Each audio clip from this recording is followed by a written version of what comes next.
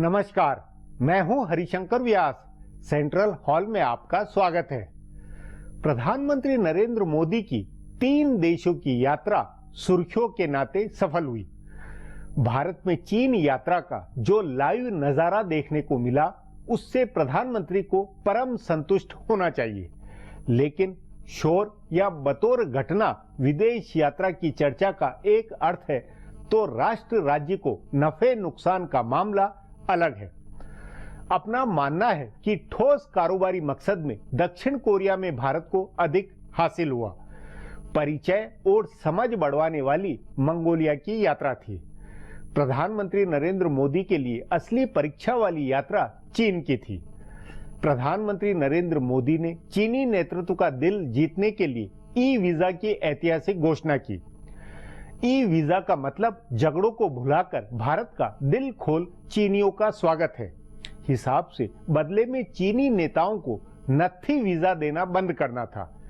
चीन इतना सद्भाव दिखाता कि अरुणाचल या कश्मीर के लोगों को सादे कागज पर वीजा देना बंद करता, भारत के पासपोर्ट पर ही वीजा देना शुरू करता।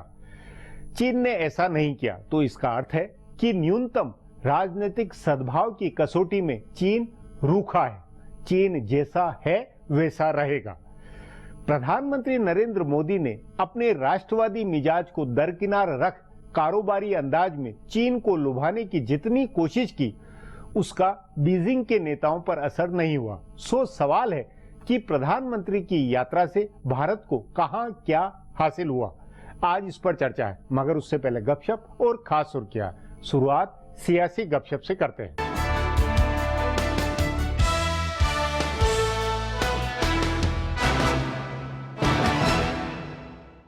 केंद्र सरकार और कांग्रेस पार्टी दोनों पिछले 1 साल के कामकाज का रिपोर्ट कार्ड तैयार कर रहे हैं। सरकार के रिपोर्ट कार्ड में 1 साल की उपलब्धियों का ब्यौरा है। सरकार के बुकलेट की तैयारी से जुड़े सूत्रों का कहना है कि इसमें जन धन योजना की सफलता को हाईलाइट किया गया है। इस बात के लिए सरकार की पीठ थपथपाई गई है कि 1 साल में भ्रष्टाचार का कोई मामला नहीं आया है। ईमानदार और पारदर्शी शासन का वादा पूरा करने का दावा किया गया है। इसी सिलसिले में काले धन के बिल का भी जिक्र होगा। स्वच्छता अभियान और स्वच्छ गंगा मिशन के लिए किए गए आवंटन का जिक्र इसमें होगा। विदेशी निवेश बढ़ने और कीमतों के स्थिर होने का श्रेय मोदी सरकार को दिया जा रहा है। 14वें वित्त आयोग की सिफारिश स्वीकार करके राजस्व में राज्यों की हिस्सेदारी बढ़ाने और इस तरह संघवाद की धारणा को साकार करने का भी जिक्र इस बुकलेट में होगा। कांग्रेस ने अपनी बुकलेट में ईमानदार व पारदर्शी शासन के दावे पर सवाल उठाया है। लोकपाल से लेकर सतर्कता आयुक्त और सूचना आयुक्तों की नियुक्ति नहीं होने का जिक्र कांग्रेस की बुकलेट में होगा। कांग्रेस ये बात उठाएगी कि सरकार काला धन वापस लाने का वादा नहीं पूरा कर सकी। कांग्रेस ने याद दिलाया है कि भाजपा ने हर साल 2.5 करोड़ रोजगार का वादा किया था, जबकि पिछले 1 साल में सिर्फ 1,70,000 लोगों को नौकरी मिली। कांग्रेस ने कहा है कि गंगा की सफाई का अभियान 1 की बजाय 3 साल का हो गया। पेट्रोल के दाम बढ़ गए और रुपया गिर गया। कांग्रेस ने 7 कोर सेक्टर में निर्माण गतिविधियों में गिरावट आने पर भी चिंता जताई है।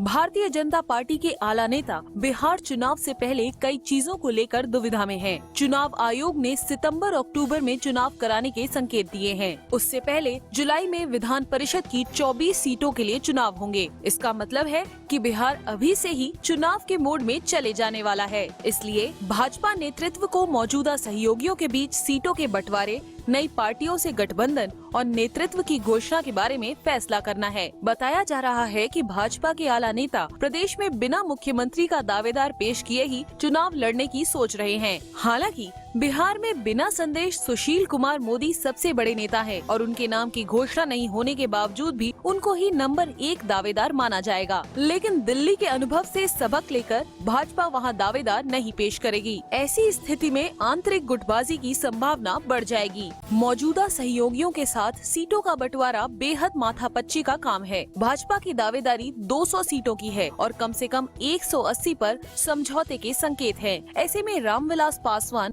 और उपेंद्र कुशवाहा के लिए 63 सीटें बचती हैं, जबकि इन दोनों की दावेदारी 100 से ऊपर सीटों की है। तीसरी दुविधा जीतन राम मांझी और पप्पू यादव से तालमेल को लेकर है। इनसे तालमेल हुआ तो सीटों का गणित बिगड़ेगा, इसलिए भाजपा नेता इन्हें तीसरे मोर्चे के तौर पर लड़ाने की बात कर रहे हैं।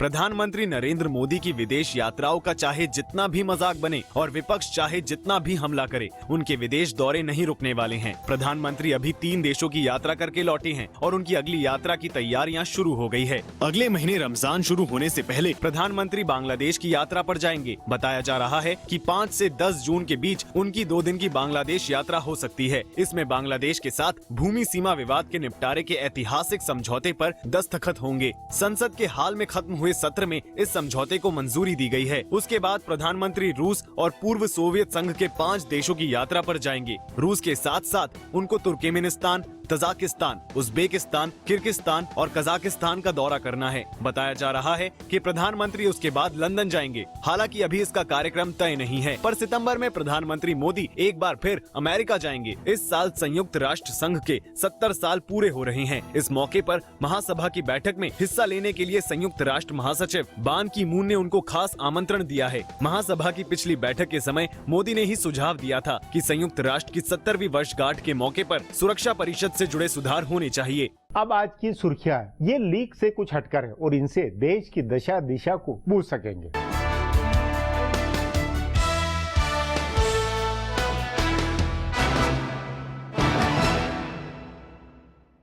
केंद्रीय सड़क परिवहन और राजमार्ग मंत्री नितिन गडकरी ने सीएजी की रिपोर्ट में अपना नाम आने के पीछे साजिश होने का आरोप लगाया है। उन्होंने कहा है कि सीएजी की मसौदा रिपोर्ट में उनका नाम नहीं था। उन्होंने कहा कि समीक्षा के लिए जो मसौदा रिपोर्ट संबंधित मंत्रालय के पास गया था उसमें उनका नाम नहीं था, लेकिन जब अंतिम रिपोर्ट छपकर आई तो उसमें उनका नाम आ गया। गौरतलब है कि हाल में आई सीएजी की रिपोर्ट में नागपुर स्थित पूर्ति शक्कर कारखाने को कर्ज देने के मामले में गड़बड़ियों का आरोप लगाया गया है। गडकरी ने हालांकि सीएजी पर सीधे आरोप लगाने से इनकार किया है, लेकिन ये सवाल उठाया है कि इससे पहले सीएजी ने स्पेक्ट्रम मामले में ये कोयला घोटाले में कंपनियों के निदेशकों पर आरोप नहीं लगाया था। उन्होंने ये भी कहा कि सीएजी की रिपोर्ट में कांग्रेस अध्यक्ष सोनिया गांधी के दामाद रॉबर्ट वाड्रा की कंपनी द्वारा जमीन खरीदे जाने में गड़बड़ी के बारे में भी कोई इशारा नहीं किया गया है।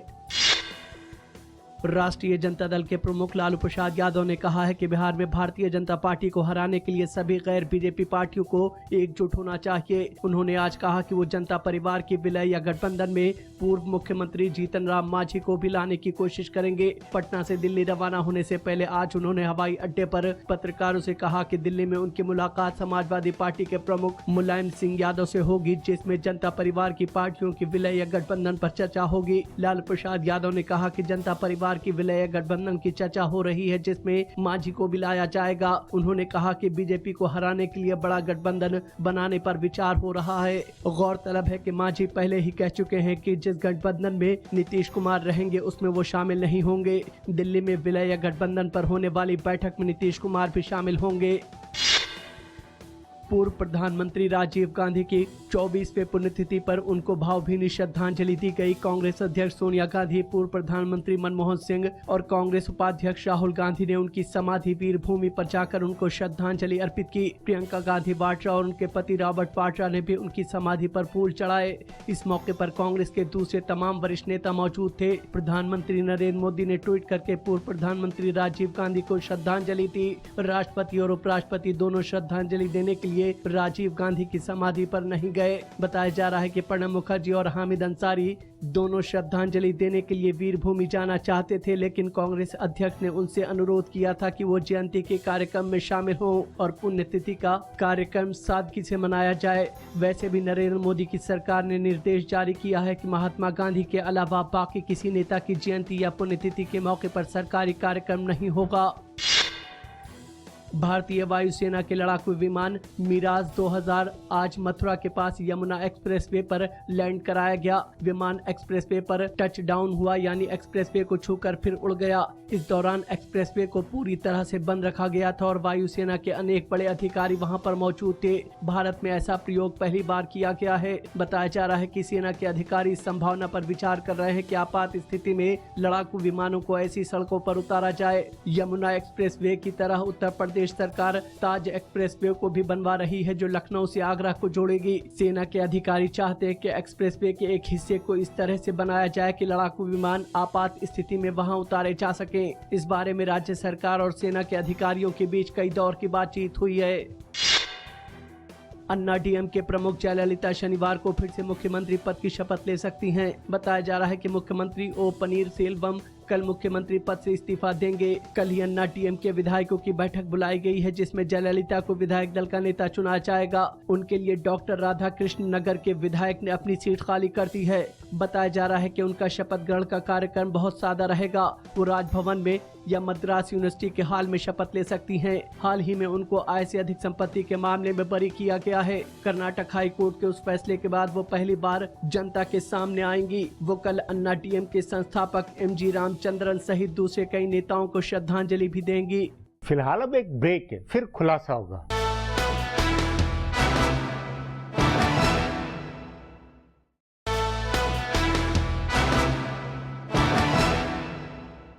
चीन, मंगोलिया और दक्षिण कोरिया की प्रधानमंत्री मोदी की यात्रा भारत के नए फोकस का प्रमाण है। पश्चिमी देशों के बजाय भारत को पूर्व की तरफ के जापान, दक्षिण कोरिया, चीन व आसियान देशों से अधिक फायदा हो सकता है। पिछले 20 सालों से इसकी कोशिश हो रही है। उस नाते मोदी की यात्रा ने नई गर्मजोशी बनवाई है। इस पर आगे चर्चा करें उससे पहले देखें मेरा ये खुलासा।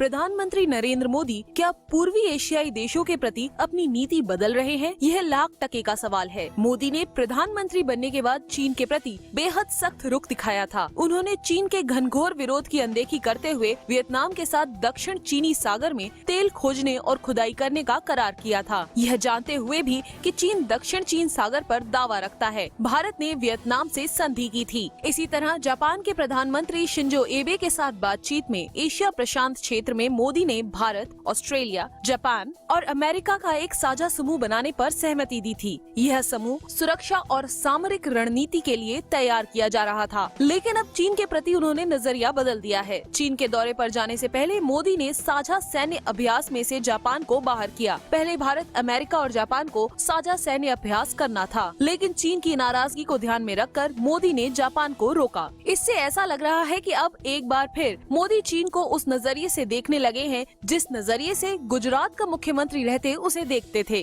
गुजरात के मुख्यमंत्री के तौर पर मोदी ने चीन से काफी करीबी रिश्ता विकसित किया था। उनकी इस बार की चीन यात्रा इस रिश्ते को दिखाने वाली थी। चीन ने भारत के उठाए किसी भी मुद्दे पर ध्यान नहीं दिया। 3 दिन की यात्रा के दौरान हुई बातचीत और संधियों का लब्बो-लुआब ये रहा कि दोनों देश सीमा विवाद सुलझाने के लिए प्रयास करेंगे। यह प्रयास दशकों से चल रहा है। चीन ने सीमा विवाद पर कोई ठोस वादा नहीं किया। अरुणाचल प्रदेश के लोगों को नत्थी वीजा देने के मामले पर भारत से कोई वादा नहीं किया। पाकिस्तान के प्रति दोस्ती दिखाते हुए चीन के सरकारी टेलीविजन सीसीटीवी ने भारत के नक्शे से अरुणाचल के साथ साथ जम्मू कश्मीर को भी गायब कर दिया। अक्साई चीन तो पहले ही उनके नक्शे से गायब रहता है। पाकिस्तान के साथ 46 अरब डॉलर की आर्थिक गलियारे की परियोजना पर भी चीन ने भारत की चिंताओं की अनदेखी की। यह गलियारा पाक अधिकृत कश्मीर से होकर गुजरेगा। भारत ने इसका आधिकारिक रूप से विरोध किया है, लेकिन चीन को इसकी परवाह नहीं। दोनों देशों के बीच एक बड़ा मसला कारोबार संतुलन का है, जो बुरी तरह से चीन के पक्ष में झुका हुआ है। प्रधानमंत्री ने यह मुद्दा भी उठाया, लेकिन चीन ने इस पर कोई प्रतिबद्धता नहीं दिखाई है। इसके बावजूद नरेंद्र मोदी ने चीन के पर्यटकों को ई वीजा देने की घोषणा कर दी। 1 साल के भीतर ही भारत की चीन के प्रति विदेश नीति की एक चक्र पूरा हो गया। मोदी भी इस ढर्रे पर लौट आए जिस ढर्रे पर पिछले 6 दशक से भारत की नीति चल रही है। प्रधानमंत्री की दक्षिण कोरिया यात्रा अपेक्षाकृत सफल रही। कोरिया ने भारत को बुनियादी ढांचे की परियोजना के लिए 10 अरब डॉलर देने का ऐलान किया। पहले से भी कोरिया की ऑटोमोबाइल और इलेक्ट्रॉनिक्स उपकरण बनाने वाली कंपनियां भारत में निर्माण की गतिविधियां चला रही हैं। इसके बावजूद चीन और दक्षिण कोरिया दोनों देश बुनियादी रूप से अपने देश की कंपनियों के लिए दुनिया भर में बाजार खोजती हैं। फिर कैसे ये दोनों देश मेक इन इंडिया का हिस्सा बनेंगे, यह समझना अभी बाकी है। अब एक ब्रेक है, उसके बाद प्रधानमंत्री की विदेश यात्रा पर चर्चा करेंगे।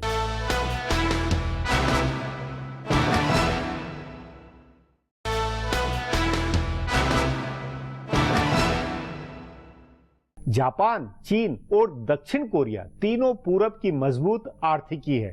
तीनों के राष्ट्र प्रमुखों से नरेंद्र मोदी मिल चुके हैं। रिश्तों की निजी केमिस्ट्री भी बनी होगी।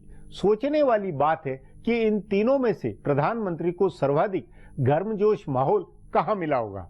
कहां भरोसे के रिश्ते फलते फूलते लगते हैं, इस पर चर्चा के लिए आज मेरे साथ वरिष्ठ पत्रकार शीला भट्ट है।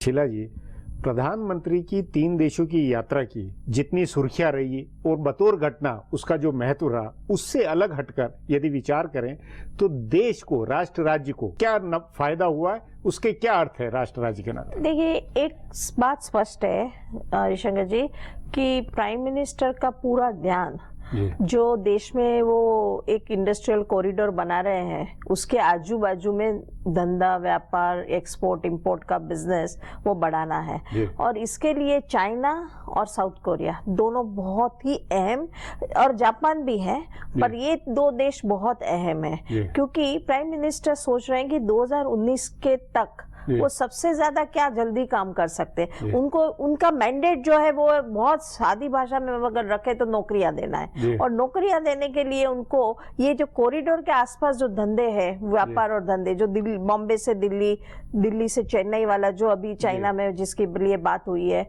तो मैं मानती हूँ कि ये जो विजिट है उसमें उनका सेल्फी लेना, उनका बच्चों से मिलना, ये सब ठीक है, होता है और होना चाहिए, पर नई बात ये है कि उनकी एक रूपरेखा सामने ये आ रही है कि देखिए वो ऑस्ट्रेलिया को मिले हैं, जापान को मिले, वियतनाम को मिले हैं, तो इन सबको, और हमारे मिनिस्टर्स भी गए हैं वियतनाम भी, तो मुझे लग रहा है कि ओवरऑल एक बाजू चाइना सार्क कंट्री में अपनी साख बढ़ा रहा है जहां पे हमारी कंपटीशन हो रही है, तो दूसरी बाजू इंडिया चाइना के जो कंट्रीज है जिसका चाइना के साथ इश्यूज है उनमें प्राइम मिनिस्टर जा रहे हैं, तो एक प्रकार का एक नई शुरुआत है जो नई राजनीति है डिप्लोमेसी की। और एक ही बात कि मुझे लग रहा है एक बात कि ये इस बार की जो उनकी मुलाकात चाइना की थी पर्टिकुलरली, उसमें 2-4 नई बातें जल्दी जल्दी बता दें। एक तो ये कि पहली बार चाइना के प्रेसिडेंट बीजिंग के बदले उनके अपने नेटिव प्लेस में मिले, शियान में मिले, बीजिंग में नहीं मिले। दूसरा ये था कि बहुत दिनों के बाद वाजपेयी जी और नरसिंह राव और उसके पहले भी राजीव गांधी सब गए थे, पर उनकी जो प्राइम मिनिस्टर ने एक शब्द खास, एक सेंटेंस खास कहा कि उन्होंने मीडिया को बताया कि मैंने चाइना को रिक्वेस्ट की है कि आप जो कुछ कतरा रहे हैं संबंधों में, उसके कारण संबंधों में पूरी तरह का निखार नहीं आ रहा है। वो बहुत बड़ी बात है कि सीधे से चाइना को ये बात बताई है। और उन्होंने दूसरा ये भी किया कि आप देखिए, बहुत इंटरेस्टिंग एक फुटेज है जो सिर्फ टीवी पे बताया है सब जगह, पर कहीं बहुत लिखा नहीं गया है कि चाइना के प्रेसिडेंट शी जिनपिंग और नरेंद्र मोदी एक बुद्धिस्ट मंदिर में गए थे, जहाँ पे मोदी जी ने पूरी तरह झुक के प्रणाम किया, पर शी जिनपिंग ऐसे ही देखते रहे थे। तो ये एक बहुत, तो ये सब फुटेज चाइना में भी देखा जाएगा। तो एक चाइना में रिलीजियस सेंटिमेंट को मोदी संबोधन करके आए हैं, तो वो भी एक इंटरेस्टिंग है। पर इनके अलावा दूसरा ये भी है कि चाइना में ये देखिए, ये सब जो है ना, मैं उसको बहुत इंपॉर्टेंस नहीं देती हूँ जितना ये देती हूँ कि CM to स्टेट फोरम बनाया है। चाइना में जो रीजनल पावर्स है वो बहुत मजबूत है। वो सारी बात ठीक है, लेकिन क्या इससे सचमुच में आपके अनुसार अगले 4 वर्षों में चीन बतौर मदद के नाते फैक्ट्रियां लगवाने या इसके नाते मेक इन इंडिया के मिशन को सफल बनवाने में कुछ ठोस काम करते हैं की उम्मीद में लगते हैं, या दक्षिण कोरिया या जापान वहां से ज्यादा उम्मीद लगती है? नहीं, देखो, उसमें मुझे ऐसा लग रहा है कि आप ये देखें कि पूरा माहौल चाइना का है, वो उसमें सबसे सेंटर पॉइंट में ये है कि हमारी बॉर्डर की डिस्प्यूट है। मुझे लग रहा है कि हम चाइना पे जितना डिपेंड करना चाहते हैं और करना चाह रहे हैं, जितनी उम्मीद करना चाहते हैं, डिपेंड के बजाय उम्मीद हम जितना करते हैं, मुझे लग रहा है वो कम, इसलिए उससे ज्यादा साउथ कोरिया में रहेगा। मैं मानती हूँ साउथ कोरिया के साथ के रिलेशन में एक लूसिडिटी है, एक सीधापन है, और यहाँ पे नहीं है। तो उसका कारण ये बताओ, देखो इस बार भी हम सबको पता भी था कि India ministry of external affairs और चाइना प्राइम मिनिस्टर की ट्रिप को सक्सेस बनाने के लिए स्टेपल वीजा जो जम्मू कश्मीर और अरुणाचल प्रदेश के हमारे लोगों को, इंडियंस जो है पूरी तरह इंडियन है, उनको नहीं स्टेपल वीजा देती है, पासपोर्ट चीन देता है। तो अभी उसके सामने हमने ये प्रपोजल रखा कि हम आपको ई वीजा की फैसिलिटी देते हैं कि आने के पहले आप सिर्फ इंटरनेट पे जाके अप्लाई करो और आपकी एप्लीकेशन को हम मंजूर करें या ना मंजूर करें। इतना इजी उनके लिए हमने बना दिया। नहीं, प्रपोजल था पर चाइना ने नहीं माना। मुझे लग रहा है कि प्राइम मिनिस्टर ने एक शुरुआत की है। नहीं, लेकिन आपके अनुसार अगर ये स्टेपल वीजा अगर इस मुद्दे पे चाइना ने अगर मान लिया होता ना तो ये हिस्टोरिक हो जाती, चाहे वो छोटी सी बात है फिर भी हिस्टोरिक हो जाती। नहीं तो वो न होना भी एक तरह से, या ये नहीं लगता क्योंकि अब तीनों जगह दक्षिण कोरिया के अंदर भी प्रधानमंत्री की मुलाकात हो गई है, जापान के प्रधानमंत्री एबे से भी उनकी मुलाकात हो गई है, चीन में भी हो गई। क्या लगता है ज्यादा नरेंद्र मोदी की केमिस्ट्री किससे बेहतर बनी होगी? क्या मुझे लगता है साउथ कोरिया से। अगर आप साउथ कोरिया से, कि मुझे लग रहा है साउथ कोरिया बहुत इंपॉर्टेंट देश है नौकरियां पैदा करने के लिए, इन्वेस्टमेंट लाने के लिए, और एक इजी मतलब आसान है रिलेशन, मुझे लग रहा है। और मैं उसमें ये नहीं लगता आपको कि अगर पूर्व की तरफ देखने या लुक ईस्ट वाली जो पूर्व की तरफ देखने की जो नीति है, उसमें एक तरह से ऑस्ट्रेलिया के प्रधानमंत्री ने भी नरेंद्र मोदी को बहुत अच्छा रिस्पॉन्स दिया, तो ऑस्ट्रेलिया, दक्षिण कोरिया और जापान ये ज्यादा नेचुरल भारत के दोस्त बनते हुए नजर आते हैं। इंडिया ऐसा कुछ नहीं करने जाएगा कि जिसमें वो एंटी चाइना कोई नहीं, एंटी चाइना नहीं, हमें तो ये कि अगर 4 साल में विकास का और इन्वेस्टमेंट का अगर टारगेट है तो ये ज्यादा भरोसेमंद साबित होंगे या चीन ज्यादा होगा? नहीं, वही मैं कह रही हूँ, ऐसे इसके सामने इसके ऐसे नहीं रख सकते। चाइना बहुत जरूरी है और चाइना में लेबर महंगी हो रही है, मजदूरी महंगी हो रही है, मजदूर कम, मजदूर ज्यादा पैसा ले रहे हैं। अभी भी इंडिया में उसके बराबर हम कंपटीशन कर सकते हैं, चीन वाले भी यहाँ की फैक्ट्री लगा सकते हैं। दूसरी बात यह है कि एक there is a background, there is a history कि चाइना ने गुजरात में बहुत कुछ अच्छी तरह करके दिखाया है। मेरे ख्याल से 2019 में जब नरेंद्र मोदी फिर से इलेक्शन के लिए जाएंगे तो सबसे बड़ी बात वो ये कहना चाहते हैं कि वो उनको पूरे देश में घरों के अंदर पावर आ जाए, बिजली आ जाए, और उसमें चाइना बहुत इंपॉर्टेंट है क्योंकि चाइना ने जैसे अभी पाकिस्तान के साथ भी $10 बिलियन से ज्यादा पावर स्टेशन बनाने की कॉन्ट्रैक्ट की है, ऐसे ही इंडिया में अगर पावर स्टेशन आपको ज्यादा जल्दी बनाने हैं और कम दाम में बनाने हैं तो चाइना जरूरी है। जी शीला जी, बातचीत को यहीं समाप्त करेंगे। प्रोग्राम में आने के लिए बहुत बहुत धन्यवाद। हमारा प्रोग्राम अब यहीं खत्म होता है, मुझे इजाजत दीजिए, कल फिर मिलेंगे इसी चैनल पर इसी समय।